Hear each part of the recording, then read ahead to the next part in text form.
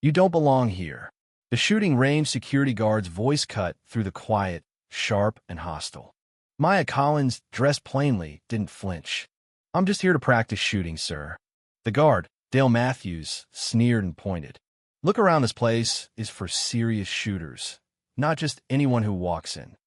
The other shooters chuckled, tossing nasty comment her way. What none of them knew.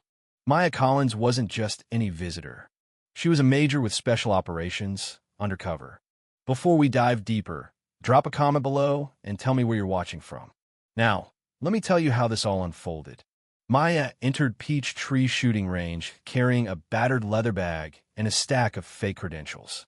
Her ID said Maria Lopez, certified shooting instructor, a cover she'd been living under for 3 months. Today was the real test. Could her fake identity hold up under scrutiny? Morning. I'd like to rent a lane for a few hours, she told Jake Turner, the range owner, a sharp-eyed veteran in his 50s who didn't miss much. Jake studied her documents carefully, certifications, background checks, references.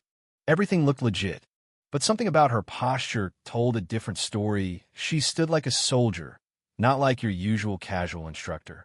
Lane 7 is free. Need to rent a gun? Jake asked. No, thanks. I brought my own. Maya set up at lane 7, feeling Jake's gaze on her back.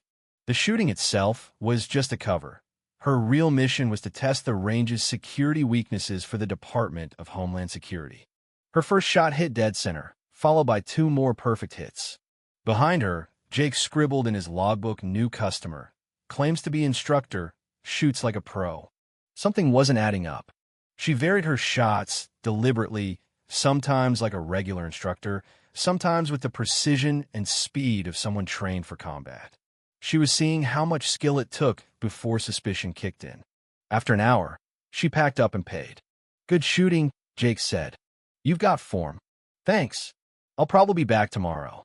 As she left, Jake pulled out his phone and called Dale Matthews, his friend and former military police officer now working security. Dale, come by tomorrow. I want to take a look at someone. Unbeknownst to them, Maya had planted a tiny listening device near the counter. She heard every word while walking to her car. The test was working perfectly. The next day at 2 p.m., Maya returned, aiming to establish a pattern that looked like a regular customer. Back again, Maria. Jake called. Yes, same lane if it's free. Jake handed her the key, adding, Dale should be here soon. He's a good shooter and likes checking out new faces. Maya nodded, prepared for the real inspection. When Dale arrived, his presence filled the room, big, imposing, and sharp-eyed. That's her, Jake whispered. Dale watched Maya shoot for several minutes. She shifted her technique, breathing on a precise 4 count, planting her feet in a tactical stance, analyzing every shot with deadly accuracy. Jake, come here, Dale said quietly.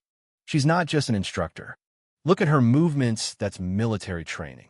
Maya executed a rapid-fire series, her shots forming a perfect triangular pattern on the target, a special forces technique Dale recognized immediately. His face went pale. That's classified training, Dale said. Only special ops units learn that. She's either active military with fake papers, or someone taught her when she shouldn't have been. Maya packed up calmly, walking to the counter. Good session, she said, paying. See you tomorrow? Probably. After she left, Dale grabbed Jake's arm. We need to talk. She's dangerous. Maya sat in her car, listening in as Dale and Jake discussed her. The test was moving to the next phase. Dale couldn't sleep. That shooting pattern was burned into his mind, only seen once before in a classified counterterrorism briefing. The next morning, Dale called his old commander, Colonel James Reed. Colonel, who teaches that triangular shooting technique. The one we saw in the briefing. After a long pause, Reed said that's classified. Only special forces units. If a civilian knows it, we have a serious problem. Problem? Either she's military using fake IDs or learned it illegally. Either way, it's bad. Dale drove straight to the range. Maya was already there, loading her weapon like she'd done it 1,000 times. Her quick glances scanned every angle, classic combat habits. Then she performed a hostage rescue shooting sequence 3 shots placed to disable threats without harming hostages. Advanced Special Ops Training. Dale's blood ran cold. He pulled out his phone and started recording. Maya spotted the phone and knew she was caught on tape. Should she abort? A text came through on her encrypted phone. Continue operation. Let him escalate. She executed a sniper technique used only by military assassination teams. Dale stopped recording, immediately called the FBI. This is Dale Matthews. Possible terrorist threat at Peachtree Range. Maya heard everything. The test was working. Dale was following protocol perfectly. Now came the dangerous part. She had to allow investigation while maintaining cover. Maya drove to a secure spot and contacted Agent Sarah Chun at DHS. Agent Collins, report. The target has been activated. Dale's involved. FBI's following proper channels. How much does he suspect? He knows I have classified training. He's concerned about national security, not paranoid. Chun was quiet. This is exactly what we need. Let him escalate. Maya hesitated. That could mean arrest and detention. I understand the risks, but we need to know if our systems detect real threats. Your job is to act like one. Maya returned to the range. Jake greeted her with a forced smile. Dale was already there, watching with another man Maya didn't recognize. She made her shooting even more obviously military. The stranger approached. Excuse me, ma'am. Agent Marcus Reed, FBI. We need to ask some questions. Maya finit surprise. Is there a problem, Agent Reed? Routine questions about unusual activity. She could abort now or let it play out. Agent Chen's voice echoed.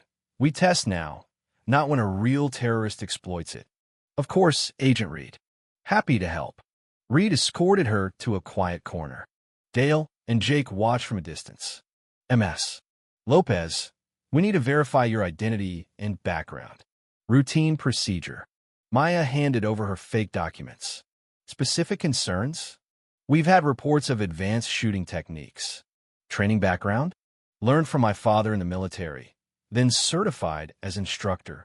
Reed studied the papers too clean, too perfect.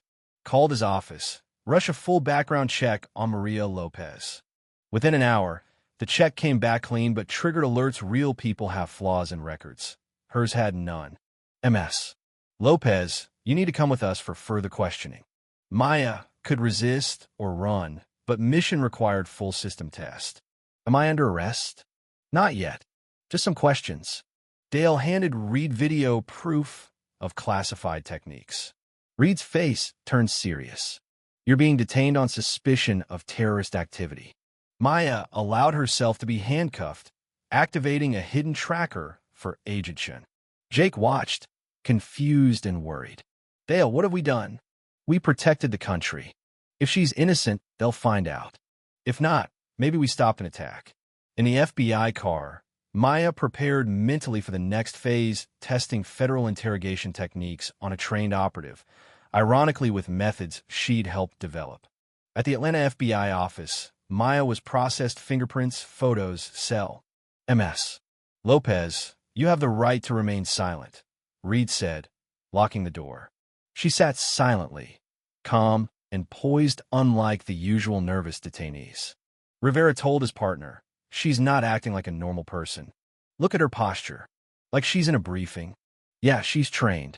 Maya knew they watched her. She tested their observation skills while they tested her resistance. After 2 hours, Rivera entered. Ready to talk? Maya said nothing. We know Maria Lopez isn't real. Your identity's fake. We know you have military training. Are you working with us or against us?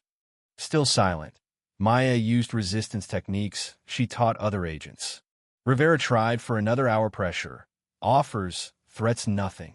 Get the specialist, he told his partner. Someone who knows how to break trained operatives.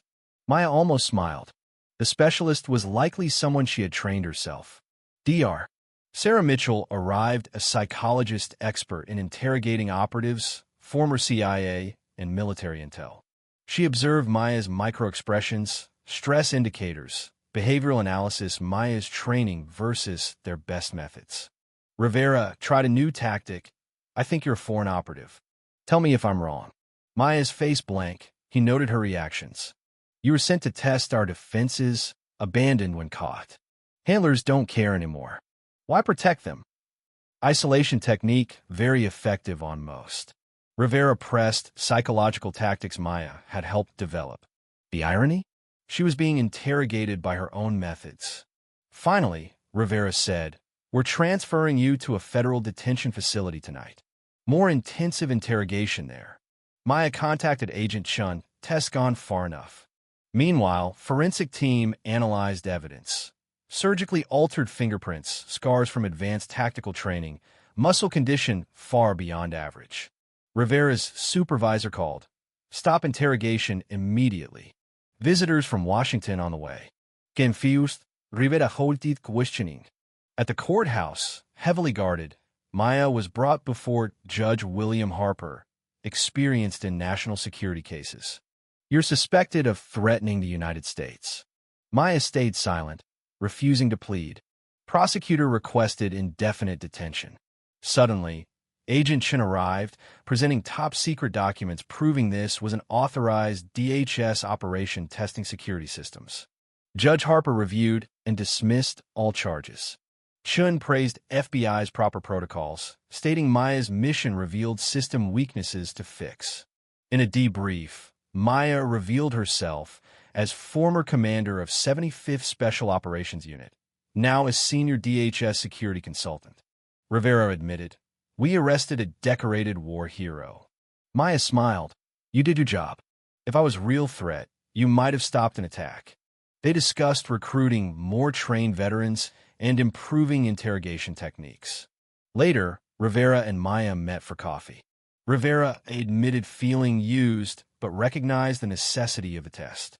Outside the courthouse, an elderly man approached Maya, thanking her for saving his life in a past terror attack. That moment reminded her why she did this dangerous work. Back at the range for the last time, Jake apologized for the deception. Maya explained the importance of the test. Would you help in future tests? Depends if I know it's a test, Jake said. Sometimes yes, sometimes no. Count me in. This country needs protection. Maya smiled, shook his hand, and left telling Jake to say only it was a security exercise if asked.